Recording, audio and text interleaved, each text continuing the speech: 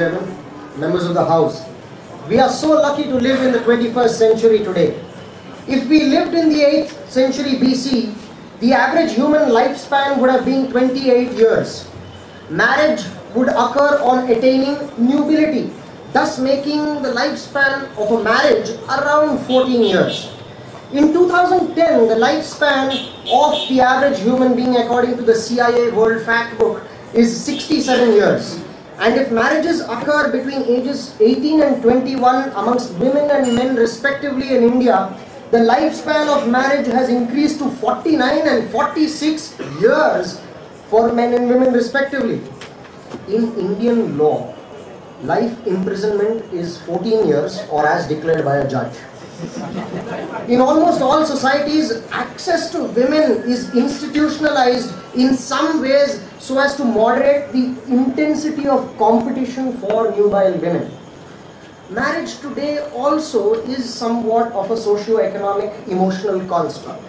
Dr. Vijay Nagaswamy has referred to marriage as any committed relationship between two people, whether or not the couple has gone through a legally or religiously binding ritual. Marriage to me is like a company. A union of two individuals form an artificial person.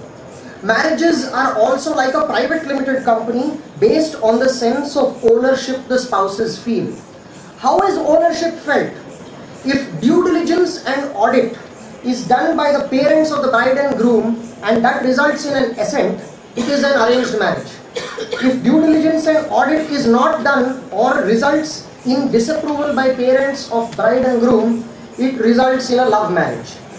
A public limited company, public limited marriage is akin to that of Mr. Billy Bob Thornton and Miss Angelina Jolie.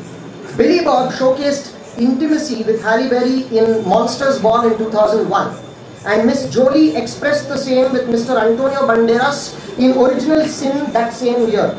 Mr. Thornton and Miss Jolie were married between the years 2000 and 2002.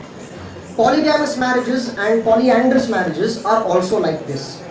A shell company is a ménage à trois because it may not exactly be socially sanctioned in the particular territory, but it exists outside. Merger is a new marriage after divorce or demise of a spouse. An acquisition is fulfilling parental obligations with children who are not biologically related to the parent. All marriages, like companies, require investment and emotional investment. Entrepreneurs and spouses both soon realize that commitment is not merely made to one spouse or to the marriage or to the company, but to oneself. The four pillars of marriage are love, respect, trust, and intimacy. These pillars need to be built, reinforced, and strengthened by both partners to sustain this 21st century marriage lifespan. To invoke human beings' long existent biological impulses to be promiscuous, to explain away one's discomfort at engaging in a long-term relationship is bad reasoning. Do we consider advanced maths on our fingers because computers and calculators are unnatural? Investment can erroneously be sought through the market of unconditional love.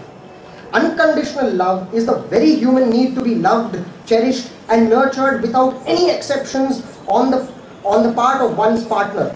To be accepted just the way one is and not the way one's partner wants one to be.